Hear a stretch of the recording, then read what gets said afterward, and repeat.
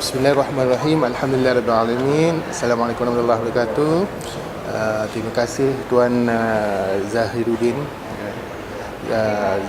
Zabidi. Zahiruddin Zabidi. InsyaAllah, Alhamdulillah. Terima kasih kerana sudi menjadi responden untuk kajian disertasi analisis faktor dorongan dan halangan kesinambungan berkarya dalam kalangan novelis Melayu di Malaysia. Jadi boleh tak Tuan terangkan bagaimana Tuan boleh terlibat di dalam industri novel Melayu ni? Baik, Bismillahirrahmanirrahim. Assalamualaikum warahmatullahi wabarakatuh. Pelibatan saya secara tidak langsung adalah apabila sebenarnya kalau tengok kisah ataupun keterlibatan dalam dunia penulisan ni semenjak dari kecil lagi lah, muda masa sekolah. Ibu saya ada satu amalan yang beliau suka. Beliau ada satu buku khusus beliau yang beliau mencatat apa sahaja perbelanjaan bulanan kami, yang mana kemudiannya pada akhir setiap catatan yang dia buat itu dia akan menulis patah-patah kata yang pandak-pandak, yang pendek, menjadi kalimah-kalimah yang berangka, yang bila saya perasan saya baca benda tu, saya rasa macam faham tak faham. Kerana pada masa itu kita kanak-kanak lagi tak faham apakah itu puisi, apakah itu pantun, apakah itu sajak dan sebagainya. Bila saya meningkat dewasa ke universiti dan sebagainya, amalan itu juga menjadi amalan saya. Bila mana kita mempunyai masalah, ada benda yang nak diluahkan dan sebagainya, saya ada satu buku khas saya catatkan semuanya.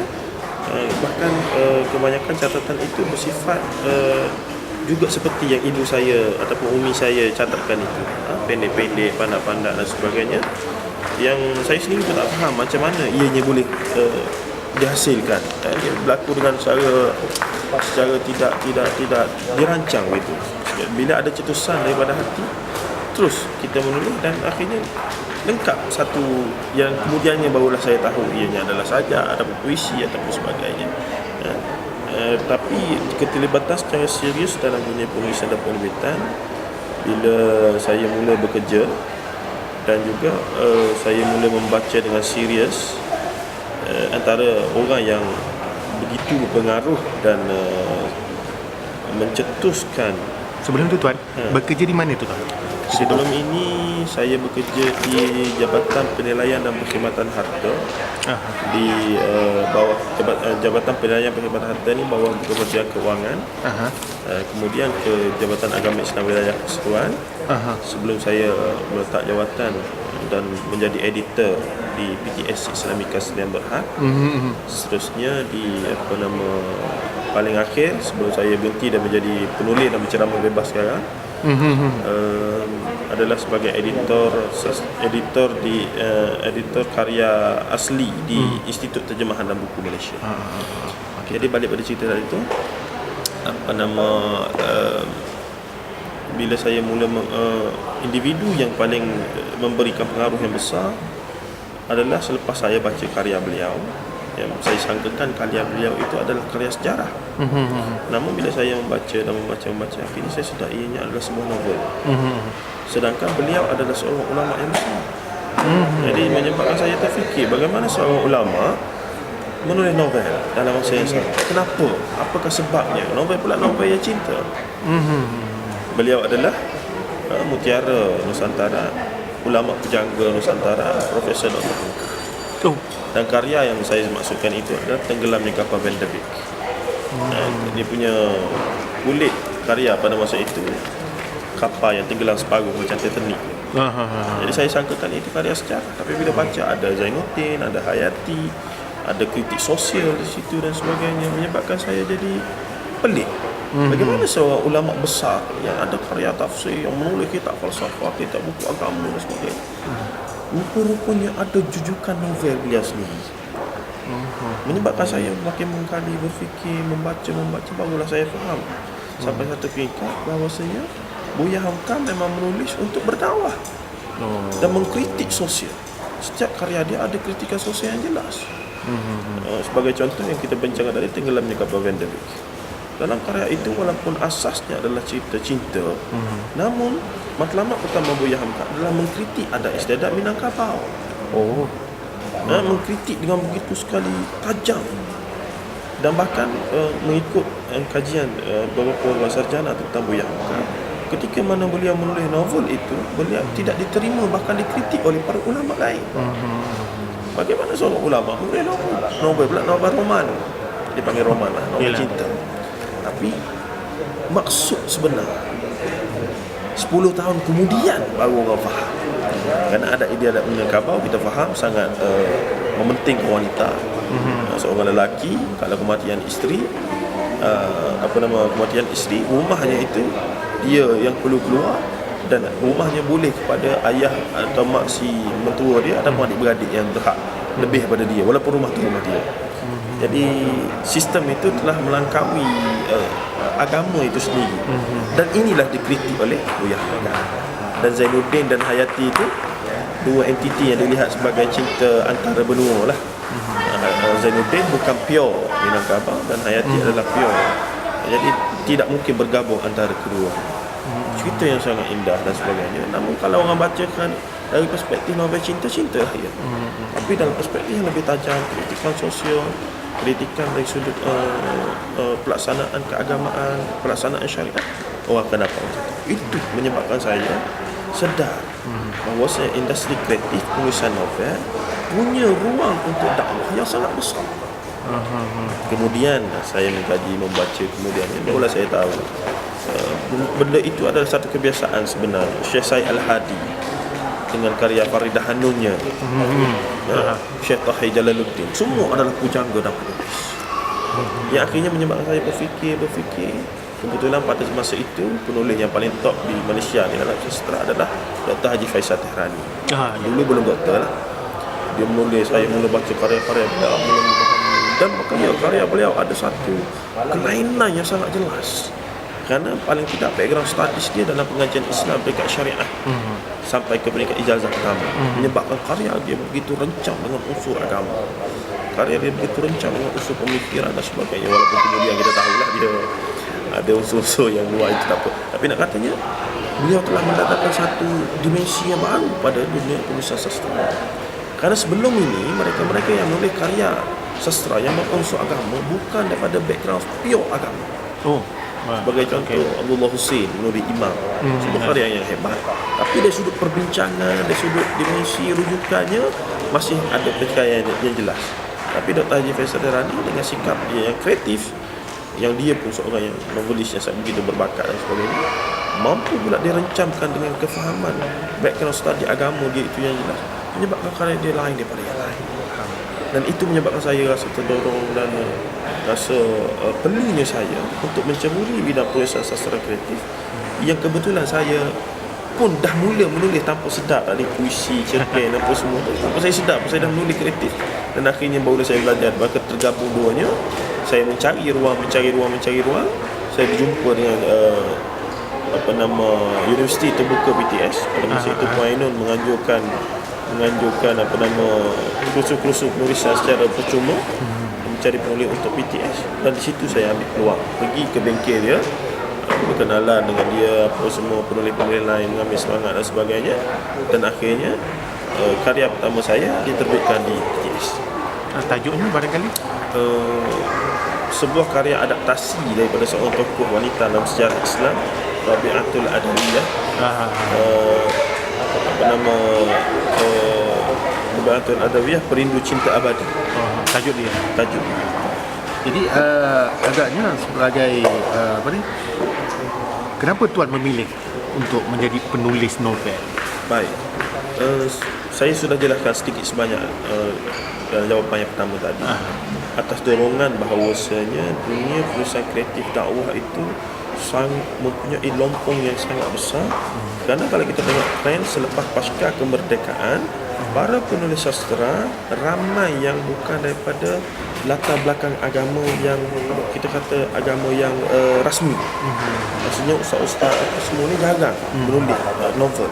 Sedangkan ruang dakwah melalui penulisan kreatif sangat luas. Era 50-an, seni untuk seni, seni untuk masyarakat, kita tengok sejarah dan sebagainya. Sedangkan merdeka, sebelum merdeka, hampir 100% dunia penulisan persuratan Melayu adalah para ulama. Yang akhirnya menyebabkan karya yang dihasilkan pada masa itu sangat tinggi nilai estetik dari sudut bahasa dan juga estetik dari sudut didaktiknya, dari sudut pendidikan, akidah dan sebagainya. Jadi saya memilih tulisan novel. Saya rasa lompong yang sangat luas di sana.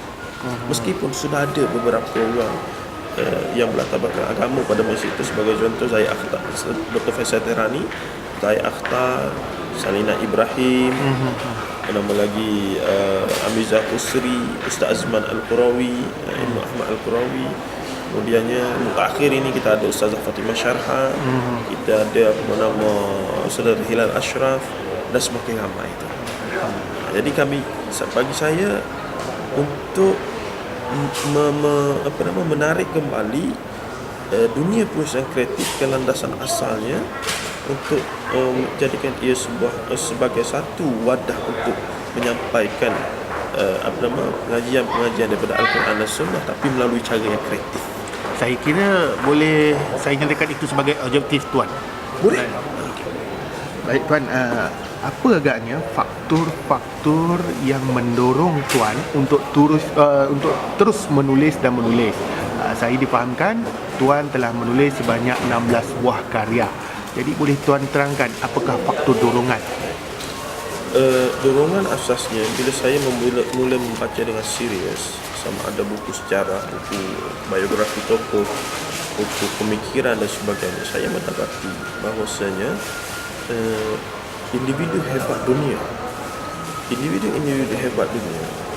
kebanyakannya mempunyai karya mereka sendiri, dan juga maksudnya individu hebat ni yang memberi kesan kepada masyarakat secara berpanjangan, khususnya dalam tamadun Islam. Ulama-ulama Islam, subhanallah, meninggalkan begitu sekali gagasan, karya-karya pemikiran yang sehingga hari ini dibincangkan. Kita tahu Al-Imam Syafi'i ada banyak karya yang menjadi fenomena sampai sekarang. Al-Imam Ghazali rahimahullah ta'ala, ini 1400 tahun, 1300 tahun, 500, 700 tahun dahulu.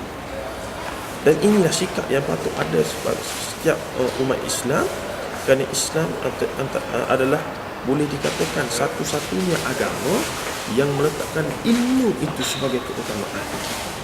Sebab tu wahyu yang pertama dalam Al-Quran, Allah Ta'ala tidak suruh Nabi Muhammad supaya beriman sahaja. Allah Ta'ala tidak suruh Nabi Muhammad untuk menjadi Islam. Kalau dia nak suruh jadi Islam dan beriman, ayat yang diturunkan adalah berimanlah kamu wahai Muhammad, jadilah kamu seorang Islam wahai Muhammad. Tapi tidak, ayat yang pertama turun adalah Iqra bismi rabbikal ladzi khalaq, sehingga ayat kelima itu Iqra bismi rabbikal ladzi khalaq, khalaqal insana min 'alaq, Iqra wa rabbukal akram alladzi 'allama bil qalam 'allama al insana ma lam ya'lam. Itu ada satu dimensi yang sangat luas betapa dunia ilmu, pembacaan, penulisan, dan pada hari ini penerbitan sebagai entiti capital di situ sangat berkait rapat dengan Islam. Jadi saya terdorong dengan satu hadis Nabi sallallahu alaihi wasallam. Rasulullah kata mati seorang anak Adam tinggal 3 perkara saja. Yang pertama al-waladus soleh yad'u lahu, anak-anak soleh yang mendoakan. Yang kedua sedekah jariyah, sedekah yang berpanjangan. Yang ketiga al-ilmu yantafi'u bihi, ilmu yang berpanjangan. Jadi ungkapan idea, pandangan yang hari ini mungkin tak relevan, tapi 10, 20 tahun, 50 tahun lagi akan jadi relevan. Jadi melalui penulisan, bahkan kata-kata setengah ahli falsafah menyatakan kalau kamu nak hidup sepanjang dunia, nak hidup sepanjang masa, sepanjang zaman, menulis. Dengan penulisan selagi mana ia boleh dibaca, maka ruh ataupun seseorang itu, penulis itu boleh dikira masih hidup. Kerana orang yang membacanya mendapat manfaat, maka kita yakin pahalanya berpanjang.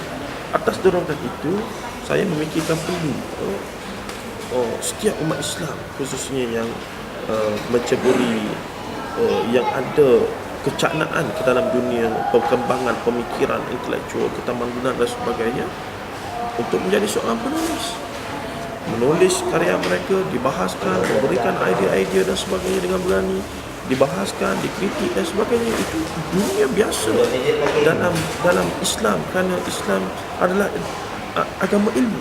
Islam sendiri itu ilmu.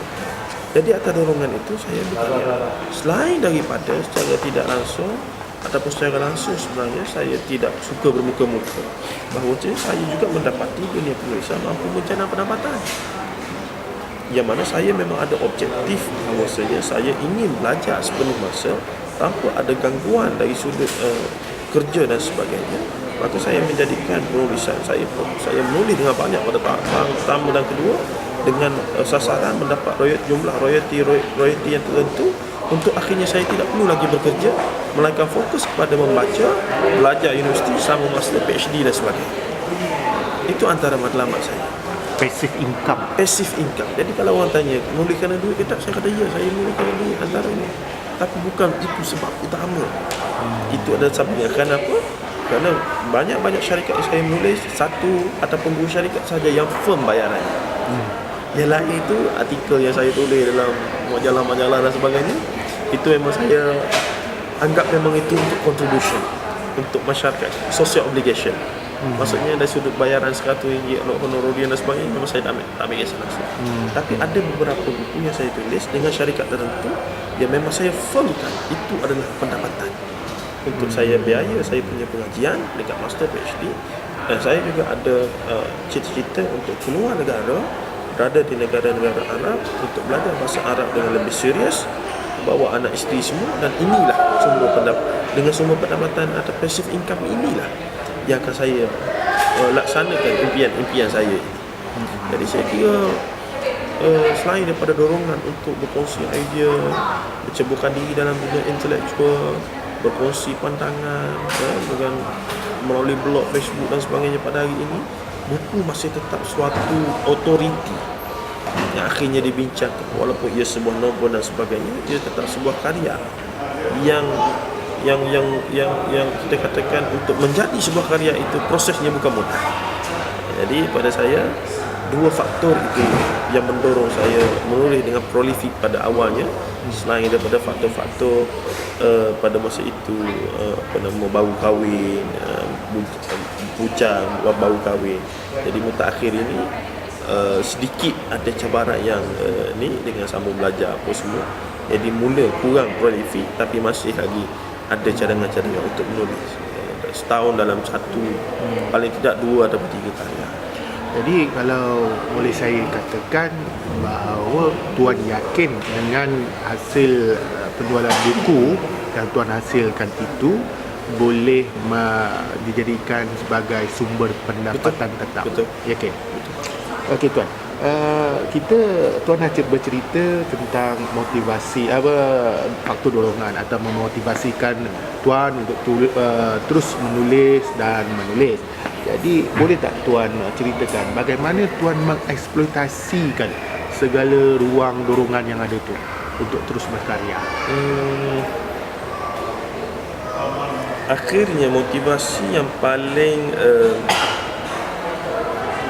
berkesan pada diri seseorang itu adalah tekanan. Tekanan pada saya adalah saya agak tidak selesa saya fikir akhirnya saya bukan jenis yang bekerja dengan satu sistem yang kita katakan sistem yang rigid. Jadi saya sekadar mengambil pengalaman hampir 7-8 tahun lepas bekerja, masuk kerajaan apa semua, dan masuk dalam bekerja sebagai editor dalam dunia penerbitan. Itu semua hanya saya anggap sebagai satu proses untuk saya sampai ke matlamat yang sebenar.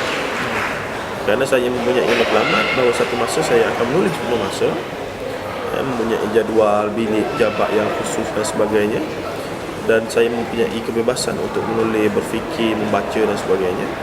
Dan juga kalaupun saya nak bekerja sikit lagi, selepas saya dah ada master dan PhD, saya mungkin akan minta untuk jadi pensyarah, kerana itu satu lapangan untuk perkembangan intelektual, perbincangan. Bahkan sekarang pun kalau ada bengkel, kuliah-kuliah dan sebagainya, saya lebih selesa untuk bersama dengan pelajar-pelajar universiti. Kerana pada saya berkongsi dengan mereka meskipun tanpa kos, tak dibayar dan sebagainya, bagi saya ia lebih bermakna walaupun 5-6 orang. Kerana 5-6 orang ini mungkin boleh menjadi seseorang pula di akhirnya yang membawa ataupun terpengaruh ataupun tercetus kesedaran hasil daripada perbincangan dengan kita tadi. Saya sangat terkesan dengan benda-benda begini. Bila kita membaca sejarah pergerakan intelektual dan revolusi dunia sekalipun, Dr. Ali Syariati di Iran, Dr. Muhammad Iqbal, Malik bin Nabi, ini semua intelektual Muslim yang memang bergerak di peringkat level universiti dan kemudian turun kepada rakyat. Jadi tidaklah saya nak sampai ke tahap mereka susah, tapi nak katanya jalan yang mereka lalui itu mampu juga kita lalui. Dan melalui penulisan, perkembangan idea, perbincangan dengan anak murid di universiti, saya fikir akhirnya saya nak memposisikan diri saya sebagai ideolog dalam dunia penulisan dan penerbitan. Sebab tu saya bereksperimen tidak hanya menulis novel, tapi juga bereksperimen dalam menulis buku motivasi dan sebagainya, bahkan masuk dalam dunia penerbitan sendiri. Kerana akhirnya bila berada di peringkat level ideolog, pensyarah di universiti dan sebagainya, tidak sekadar mengajarkan teori, tapi kita sudah berada dalam dunia realiti penerbitan itu sendiri. Alhasilnya sekarang perbincangan di peringkat bawah kepada masyarakat ataupun mereka yang berminat menulis, seorang penulis akan bercerita dari perspektif seorang penulis. Penerbit akan bercerita dari sudut seorang penerbit. Sedangkan penulisan dan penerbitan dua dunia yang sangat beza walaupun ada bertemu atau titik yang sama. Penulisan adalah seni, penerbitan adalah bisnes macam-macam mana pun. Jadi seorang penulis kadang bercerita tentang idea bagaimana menjadi seorang penulis begini tanpa sedar ada realiti tentang penerbitan yang memerlukan kos, yang kena ada untung rugi dia dan sebagainya. Menyebabkan tidak lengkap bagi saya dan juga profesor-profesor dan pensyarah di universiti yang tidak ada pengalaman sendiri dalam dunia penerbitan, penulisan dan sebagainya, sekadar berteori yang akhirnya bagi saya menyebabkan penyampaian mereka kering. Maksudnya dari segi tidak mantap dari segi perkongsian itu. Jadi saya mengambil keputusan untuk turun menulis novel, bereksperimen menulis buku motivasi, buku semi ilmiah dan sebagainya, bekerja sebagai editor, supaya nanti bila saya berada di level ideolog tadi, bila berkongsi idea-idea kepada masyarakat dan anak murid pada masa itu, maka saya mampu memberikan sesuatu yang jelas, yang tidak sekadar sebagai anggapan-anggapan, kerana saya sudah berada dalam dunia realiti penerbitan. Bercakap tentang realiti itulah. Tadi Tuan dah bercerita tentang faktor tekanan, ya. Jadi boleh tak Tuan jelaskan apakah faktor yang boleh merencat motivasi Tuan untuk meneruskan berkarya? Baik, rupa-rupanya dunia penulisan ni sangat berkaitan dengan emosi. Saya mengalami juga masa-masa yang kita katakan masa yang sangat produktif, dan kita akan menulis dengan begitu lahap. Kadang-kadang nak tidur pun rasa sayang nak menulis dan sebagainya, kerana idea tengah mengalir, motivasi, apa semua, ilham, Allah Ta'ala pun bagi ketenangan apa semua. Dalam masa yang sama, bila benda tu writer block, kita namakan writer block datang, memang meskipun ruang masanya ada, suasananya agak bagus, tapi pun tak mampu nak menulis. Penulisan ni agak misteri jugalah. dia sama ada kreatif, sama ada penulisan ilmiah dan sebagainya, dia lebih kurang. Jadi cuma saya jenis memang tak ada masa yang khusus. Meskipun saya cuba, kalau saya tak mampu nak menulis, saya akan ganti dengan membaca. Contoh, saya letakkan pukul 8 pagi dengan mentang untuk menulis. Setakat ni saya tak mampu nak buat secara form. Cumanya bila idea datang untuk menulis artikel ke apa semua, saya akan tengok menulis. Saya akan kumpul bahan dulu semuanya, duduk tu habiskan one shot lah sekaligus untuk artikel 1000 patah kataan ataupun 500 patah kataan. Tapi kalau untuk buku memang saya buat daripada peta pemetaan karya,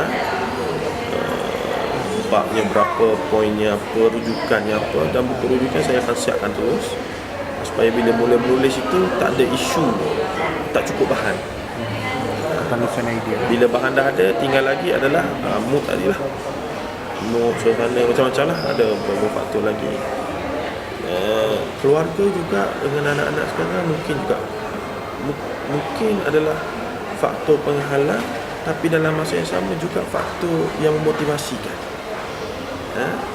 Dalam satu masa mereka menjadi faktor yang mengekang saya untuk menulis, walaupun masa tu tengah emosi, tengah stabil, ada idea dan sebagainya, tapi mungkin kerana faktor menjaga mereka dan sebagainya itu terkali perhatian. Tapi dalam masa yang sama mereka jugalah adalah sumber motivasi yang paling. Okey tuan, kita dah berbincang pasal faktor yang merencatkan motivasi tuan untuk meneruskan karya. Apa pandangan tuan pula dalam soal perkembangan ICT hari ini? Saya kata lambatkan blog, e-book dan media sosial baru. Adakah tuan menanggapinya sebagai faktor dorongan, ataupun adakah ia merencatkan tuan kreativiti ataupun kesinambungan karya tuan? Satu. Yang keduanya, bagaimana pandangan tuan tentang hak terjemahan, translation right, yang membawa lambakan novel-novel dari luar negara? Juga peluang untuk adakah dia mampu menghalang atau merencat seorang penulis untuk pergi lebih jauh lagi? Bagaimana tuan melihat? Okay, baik. Dalam isu yang pertama tadi berkenaan dengan apa tadi? ICT, lambakan ICT, blog, e-book, media sosial baru. Akhirnya teknologi itu berkisar kepada manusia di sebaliknya. Dalam urusan perkembangan dunia penulisan dengan adanya ICT, saya mendapati secara peribadi dan secara umumnya melalui pemerhatian, kesannya tetap bagi pada dua, iaitu baik dan tak baik lah. Yang baiknya kalau kita lihat kebebasan mengeluarkan idea, berkongsi cerita, menulis di media baru ini begitu sekali melahirkan sebenarnya ramai bakat baru. Dan beberapa penulis bermula daripada penulisan media baru ini akhirnya berjaya dibukukan karya mereka. Antaranya saudara Hilal Ashraf, saudara Fatimah Syarha, Ustaz Asriza Abdul Jamil. Itu semua bermula di blog dan sebagainya. Bahkan ada seorang saudara Zabidi Muhammad, seorang penulis skrip drama. Satu daripada buku beliau hanya bermula daripada catatan-catatan di Facebook yang akhirnya dikumpulkan dan dijadikan buku. Jadi isunya bagaimana kita mengeksploitasikan wadah ataupun alat yang ada, teknologi yang ada itu untuk menuju kepada matlamat yang lebih baik. Yang tidak bagusnya bagi mereka yang dulu begitu konsisten menulis, ada pukul 8 hingga pukul 5 pagi dan berapa jam untuk menulis, mungkin fokusnya boleh lari dengan keasyukan melayari internet, Facebook, berkomunikasi dan sebagainya. Pun bukanlah bermaksud ia negatif secara total. Bila ada interaksi dengan pembaca kita dan sebagainya, sebenarnya itu adalah salah satu kaedah pemasaran secara viral. Maksudnya bila penulis sendiri yang memberi respon kepada pembaca dan sebagainya, walaupun tak kenal, tapi ia telah membina satu hubungan sebenarnya yang menyebabkan akhirnya si pembaca itu begitu setia dengan si penulis. Setiap apa yang penulis, karya penulis, dia akan ikut apa dia baca.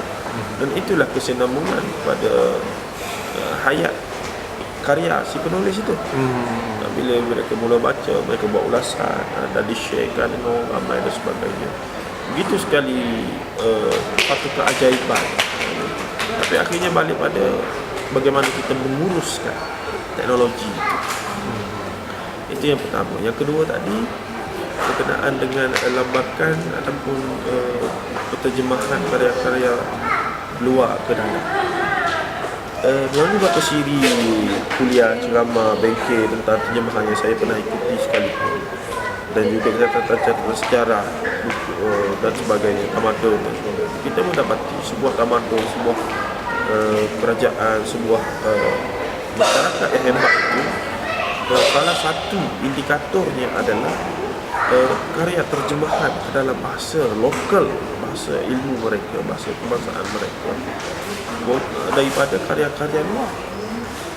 Kita tengok daripada sekarang ni lah, bangsa Jepun, bangsa negara Jepun, negara belah-belah mana lagi, Korea dan sebagainya, yang hari ini menjadi sebuah negara maju yang asasnya bermula daripada penterjemahan karya-karya besar daripada negara-negara lain, negara maju lain. Dan peredaran peradaban dunia itu bermula daripada zaman Greek Yunani dalam bahasa Hebrew, daripada China, India, yang kemudiannya karya-karya ini dalam bahasa ataupun dalam tamadun-tamadun besar ni, China, India, Greek, Rom dengan Farsi ini, kemudiannya diterjemahkan ke dalam bahasa Arab. Kemudiannya tamadun Arab Islam menjadi tamadun utama di dunia dari sudut rujukan ilmu dan sebagainya. Yang kemudiannya barulah diterjemahkan ke dalam bahasa Latin. Yang kemudiannya mutakhir ini pada tahun abad ke-17 baru diterjemahkan ke dalam bahasa Inggeris. Kita tengok, bermaksud penterjemahan karya adalah salah satu faktor ataupun indikator kepada kemajuan sesebuah tamadun dan masyarakat. Jadi isunya bukanlah bila terjemahkan karya luar negara memberi kesan kepada penulis di negara kita menjadi kurang produktif dan sebagainya, tapi bagaimana para penulis dan pembaca dan masyarakat memanfaatkan terjemahan karya-karya besar itu. Itu keutamaan. Kerana bagi membina sebuah tamadun, sebuah pemikiran, sebuah sejarah yang baru, tak dapat tidak kita mesti belajar daripada tamadun-tamadun yang besar dan hebat sebelumnya. Jadi dalam kata ini, soal hak terjemahan lambatkan karya-karya luar, misal kata pada hari ini kita lihat lambatkan novel-novel daripada Indonesia umpamanya, tidak akan menjejaskan motivasi tuan ataupun tuan menanggap ia sebagai satu pesangon yang bagus. Begitu? Betul. Alhamdulillah. Jadi secara ringkas ya tuan ya, barangkali ini sebagai konklusi, boleh tak tuan nyatakan 5 faktor dorongan dan 5 faktor halangan dalam kesinambungan tuan berkarya? Faktor dorongan dulu. 5 dorongan. Bagaimana saya sebut tadi, saya rasa bertanggungjawab untuk masuk ke dalam dunia penulisan kreatif dan kreatif, kerana dunia penulisan adalah dunia yang sangat akrab dengan dakwah dan ilmu. Yang kedua, saya juga punya matlamat dengan penulisan untuk menjana pendapatan pasif, untuk akhirnya saya bebas menjadi seorang penulis penuh masa, membaca dan fokus pada keluarga dan sebagainya. Yang ketiga, satu keluarga yang memahami. Saya berjaya yakinkan mereka bahawa dunia penulisan adalah satu dunia yang bukan main-main, serius, dan juga mampu memberikan keselesaan dari sudut zahir dan batin, maksudnya dari sudut keperluan kehidupan dan juga keperluan intelektual, rohani dan sebagainya. Yang keempat, faktor dorongannya lagi adalah kerana saya fikir dengan berkongsi kepada masyarakat itu menyebabkan kita bila sesudah kematian kita itu, kita meninggalkan sesuatu yang bermakna kepada generasi yang akan datang, anak-anak cucu dan sebagainya, untuk mereka rujuk dan ingat pada kita lah. Yang kelima, yang sepatutnya menjadi asas kepada semua faktor dorongan adalah al-ilmu yuntafi'u bihi. Semoga ia menjadi salah satu, saya katakan salah satu faktor yang mungkin memungkinkan saya untuk ke syurga Allah Ta'ala dengan menulis dan ilmu berpanjangan ini. Bila dah mati pun, semoga dengan orang membaca tulisan-tulisan kita mendapat kefahaman, mendapat kebaikan, dan berubah ke arah lebih baik, maka pahalanya dapat juga pada kita pada masa itu.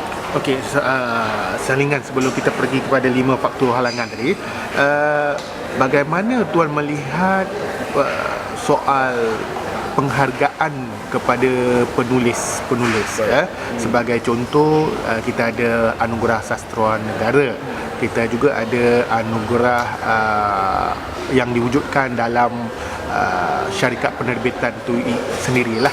Sebagai contoh, syarikat Utusan Publication, dia ada satu anugerah SHD. Hadiah Sastra Utusan lah. Bagaimana tuan melihat dia? Adakah ia penting? Adakah ia sebagai salah satu faktor dorongan yang keberapa kalau disusun atur? Bergantung pada matlamat si penulis akhirnya. Jika soal tuan, pada saya pun tidak fikir saya berkarya dengan sangat bagus dalam ruangan sastra. Sebab tu saya meletakkan diri saya sebagai orang yang bereksperimen.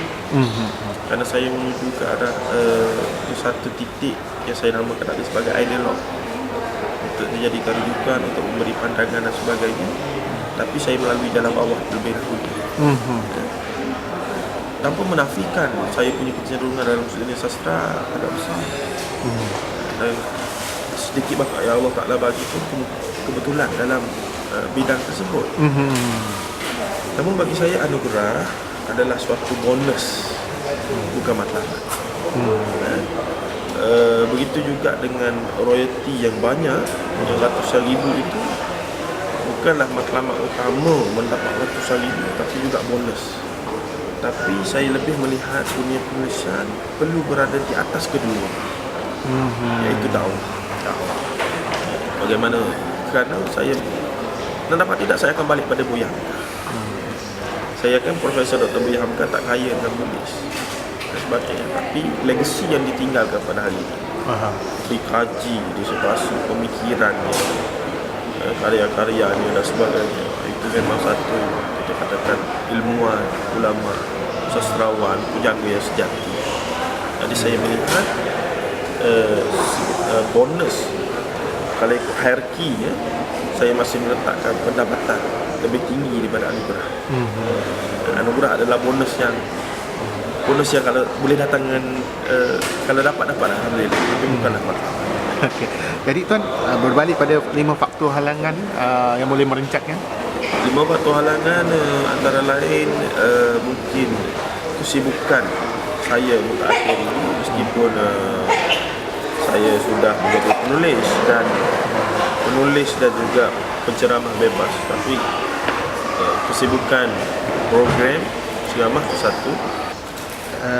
Boleh tak apakah 5 faktor halangan tuan dalam meneruskan berkarya? Baik, yang nombor 2 tadi.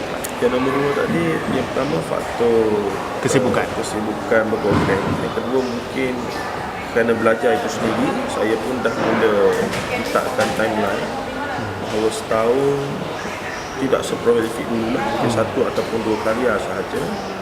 Namun saya akan lebih banyak menulis artikel dan rencana begitu lebih kurang. Dan juga bernama artikel dan rencana, dan juga mungkin lebih fokus pada kajian MA dan PhD saya kemudian. Saya kira dah sampai masanya saya mula belajar dan merangka untuk perusahaan-perusahaan yang lebih ilmiah. Yang ketiga, faktor stamina. Mutakhir ni saya juga perasan saya punya stamina sudah berkurangan berbanding 3-4 tahun dulu. Ialah senamanya kurang, makan tak jaga dan tidur malam dan sebagainya, tidur malam lewat dan sebagainya. Ia juga akhirnya memainkan peranan stamina saya. Yang keempat, mungkin faktor bahan-bahan rujukan. Bahan-bahan rujukan yang accessible, maksudnya dari sudut bahasa. Kebanyakan penulisan saya memerlukan rujukan, bukanlah kebanyakan, tapi kadang-kadang rujukan itu memerlukan rujukan prima yang kita kirakan untuk lebih autentik, menyebabkan halangan untuk mendapatkannya dalam masa yang singkat itu, memerlukan carian dan sebagainya. Yang kelima, mungkin dari segi bahasa kalau bagi diri saya, kerana saya ingin menukar buku-buku yang mempunyai nilai dari sudut intelektual, pemikiran dan sebagainya, khususnya daripada tradisi keilmuan Islam yang semuanya ataupun majoriti rujukannya dalam bahasa Arab dan bahasa Inggeris.